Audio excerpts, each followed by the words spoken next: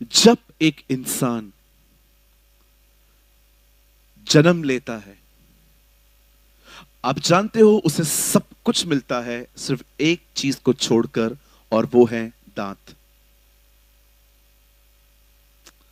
Human body में जन्म के कुछ समय के बाद दांत आते।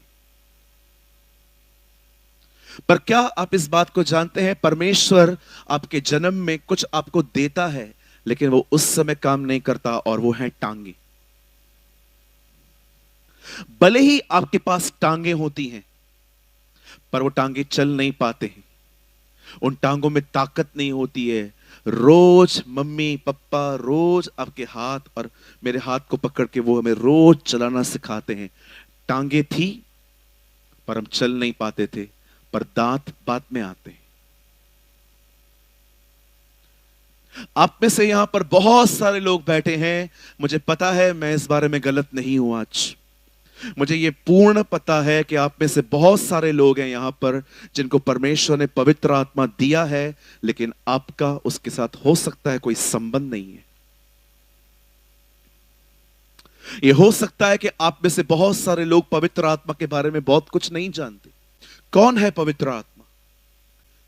मैं सबसे पहले आप में से हर एक को बताना चाहता हूं, एक व्यक्ति जब प्रभु यीशु मसीह के बारे में सुनता है और यह विश्वास करता है कि हां वो मेरे पापों के लिए मारा गया, गाड़ा गया और तीसरे दिन जिंदा हुआ, मैं आपको कहना चाहता हूं, अगर आप ये विश्वास करते हैं कि वो मेरे लिए मारा गया, गाड़ा गया, जी उठा, मैं आपको कहना चाहता हूं यह विश्वास आपका नहीं है, यह विश्वास आपको पवित्र आत्मा ने दिया है। आप में से हर एक के, मैं आपको कहना चाहता हूं, आप में से हर कोई जो इस बात पर विश्वास करता है कि परमेश्वर ने, अगर आप में से कोई भी है यहां पर जो ये विश्वास करता है कि आपका परमेश्वर आपके पापों के लिए मारा गया, गाड़ा गया, जी उठा, मैं आपको कहना चाहता हूं हर वो व्यक्ति जो ये विश्वास करता है, उस व्यक्ति के पास प्रभु ने पवित्र आत्मा दिया है। यह विश्वास आपका नहीं है, यह विश्वास परमेश्वर ने आपको दिया है। जब पतरस को यीशु कहता है, लोग मेरे बारे में क्या कहते हैं, वो कहता है कोई तुझे यर्मिया, कोई तुझे यशाया, कोई तुझे भविष्यवक्ता, कोई तुझे यूहन्ना कहता है, लेकिन प्रभु ने पतरस से कहा तू मेरे बारे में क्या कहता है? तब वो कहता है तू जीवते परमेश्वर का पुत्र है। तब यीशु ने कहा मांस और लहू ने नहीं, मेरे पिता ने तुझ पर यह बात प्रकट की है। एक व्यक्ति जो यह विश्वास करता है कि यीशु आपके पापों के लिए मारा गया, गाड़ा गया और जी उठा, मैं आपको कहना चाहता हूं यह विश्वास आपका नहीं है, यह विश्वास परमेश्वर ने आपको दिया है पवित्र आत्मा के द्वारा। आइए अपने पास वाले को कहिए आपके पास पवित्र आत्मा है। यस, बाइबल की शुरुआत पवित्र आत्मा से होती है। लिखा है पृथ्वी पूरी अंधियारी थी और पवित्र आत्मा वहां मंडरा रहा था। हमारी बाइबल की शुरुआत यहां से होती है। यह हो सकता है कि आप में से हर एक के पास पवित्र आत्मा है, पर अब सुनिए, यह हो सकता है कि आपको पवित्र आत्मा तो है, पर आप उससे भरे हुए नहीं हैं, आपकी जिंदगी उसके हाथों में नहीं है।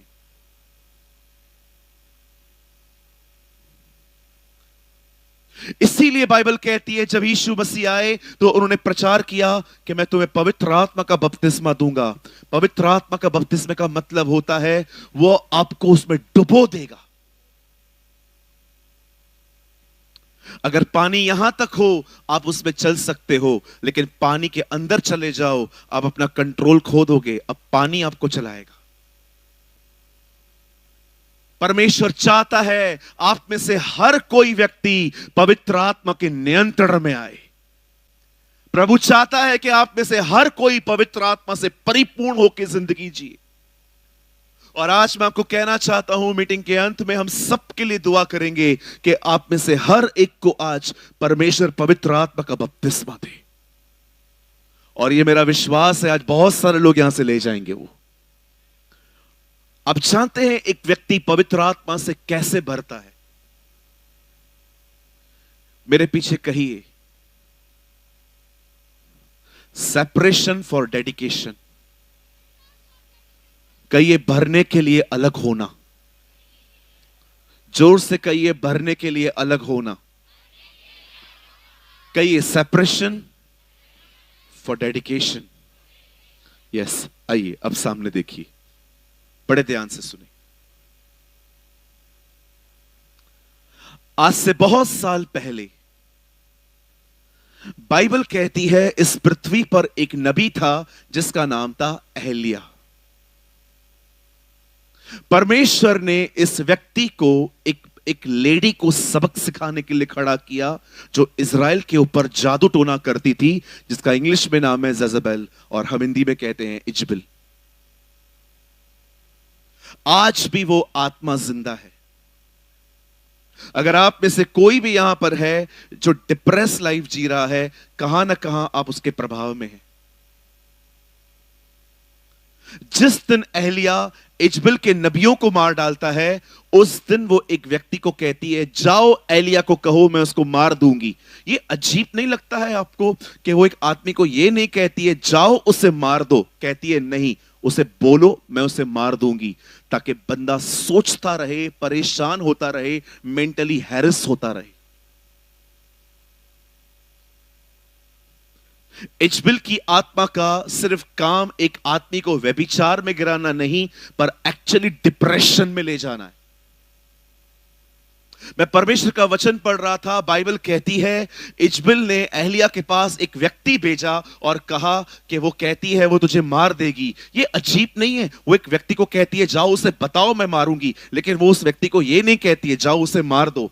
जानते क्यों? ताकि एलिय्याह के दिमाग के अंदर ये बातें चलती रहें, चलती रहें, चलती रहें। और बाइबल कहती है ये काम भी हुआ। आगे चल के एलिय्याह ने अपने मरने के लिए दुआ की क्योंकि वो डिप्रेस हो चुका था।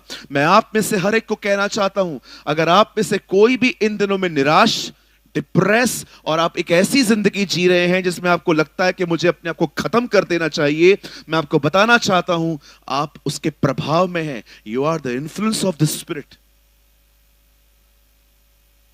मुझे हमेशा लगता था कि यह आत्मा सिर्फ लोगों को व्यभिचार में गिराती है, पर मुझे परमेश्वर ने कहा नहीं, वो व्यभिचार में भी गिराती है और उसका सबसे मुख्य काम है एक व्यक्ति को डिप्रेशन में ले जाना, एक व्यक्ति को डिप्रेस करना। हो सकता है आप में से कोई हो जिसको ऐसा फील होता हो, क्यों जिंदा हूं मैं, Why am I alive? क्या है मेरी जिंदगी में? सुबह से लेकर रात तक खाली मैं असफलता, सिर्फ अनसक्सेस को मैं देखता रहता हूं। है क्या मेरी जिंदगी? अगर इस ग्राउंड में कोई भी बैठा है यहां पर जिसको ऐसा लगता है कि मेरी जिंदगी कोई मतलब की नहीं है, खत्म कर देनी चाहिए, मैं आप में से हर एक को कहना चाहता हूं आपकी जिंदगी मीनिंगलेस नहीं है। आपका एक परमेश्वर है, वो आपका पिता है, वो आपसे प्रेम करता है और आने वाले दिनों में वो आपका इस्तेमाल करना चाहता है। एक व्यक्ति भी जो इस ग्राउंड में बैठा हुआ है, कभी यह मत सोचना कि मुझे खुद को खत्म कर देना चाहिए। आपसे एक निवेदन करता हूं, अगर आप में से कोई भी ऐसा है, हम मीटिंग के बाद भी 10-15 मिनट आपके लिए रुकेंगे। प्लीज आप मुझसे मिलके जाइएगा, मैं आपके लिए प्रार्थना करूंगा। दाऊद कहता है मैं न मरूंगा वरन जीऊंगा और उसकी महिमा करूंगा। आप जानते हैं आप में से कुछ लोग यहां पर बहुत बार कोशिश कर चुके हैं खुद को मारने की, पर आपको कुछ हुआ क्यों नहीं? जानना चाहते हैं? क्योंकि वो चाहता था आप जीवित रहे। यस, वो चाहता था आप जिंदा रहे। और मैं आपको एक और चीज कहना चाहता हूं, जब तक वो आप में अपना काम पूरा नहीं करेगा, वो आपको मरने नहीं देगा, वो आपको छोड़ेगा नहीं। यही बात उसे याकूब से कही थी, जब तक मैं अपना काम पूरा न करूं मैं तुझे नहीं छोड़ूंगा। कही अपने पास वाले को, खुदा तेरे को नहीं छोड़ेगा भाई। नहीं हो, जैसे मैं बोलता हूं वैसे बोला करो।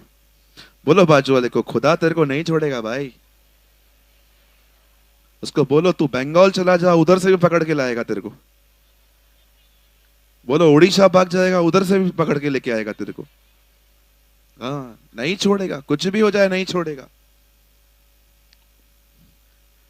तेरी आत्मा से जा बचकर मैं कहां जाऊं, यदि मैं आसमान पे चढ़ूं तो तू वहां है, पाताल में चला जाऊं तो तू वहां है। तेरी आत्मा से बचकर मैं कहां जा सकता हूं, वो हर जगह है। Oh hallelujah, what a God we have. क्या परमेश्वर है हमारा। क्या हम प्रभु के लिए एक अच्छी ताली बजा सकते हैं? Come on, give him some praise. आप में से कोई उसके लिए चिल्ला सकता है?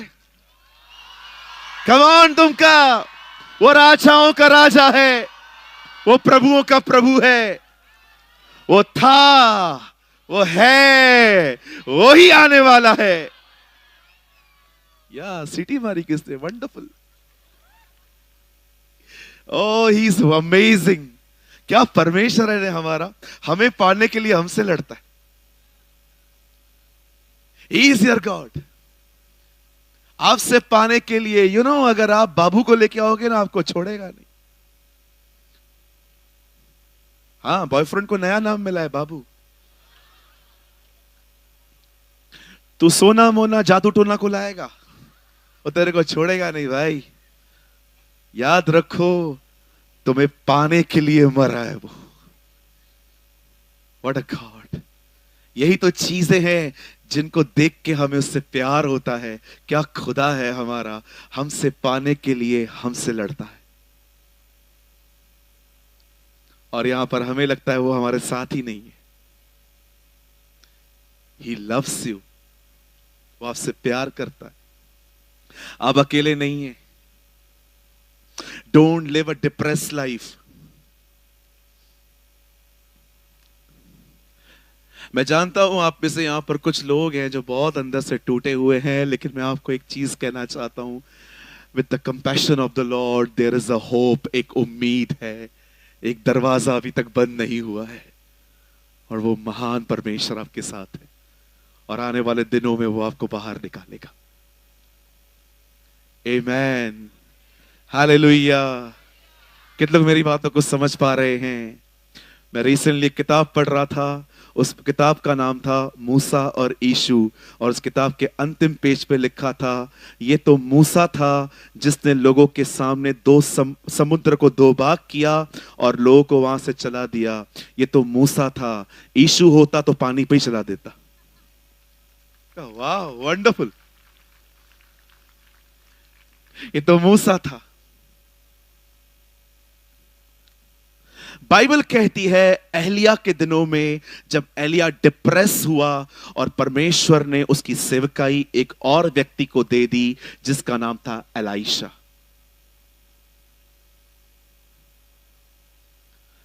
अब एलिशा के दिनों में यह इंसिडेंट हुआ। लॉन्ग स्टोरी शॉर्ट करता हूं। एक समय आया, बाइबल कहती है एक विधवा एलिशा के पास आती है और वो उसे कहती है, सर आपका दास, मेरा हस्बैंड, वो सो चुका है।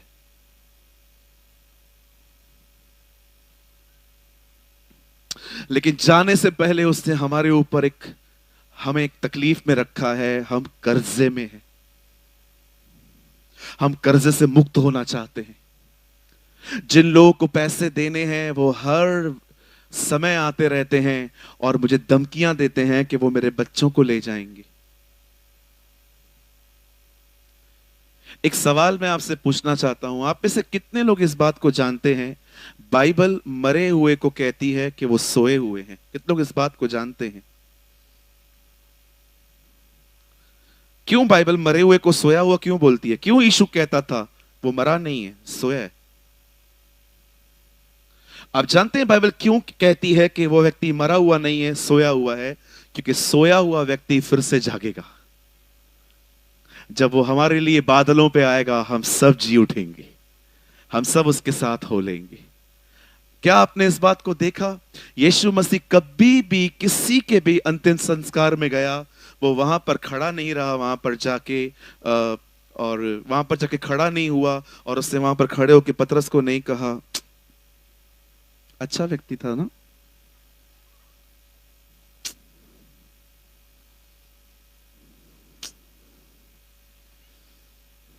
मर गया।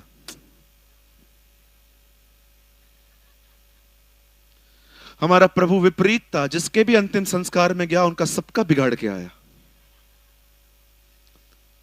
कितने लोगों ने यह बात देखी? प्रभु जिनके भी अंतिम संस्कारों में गया सब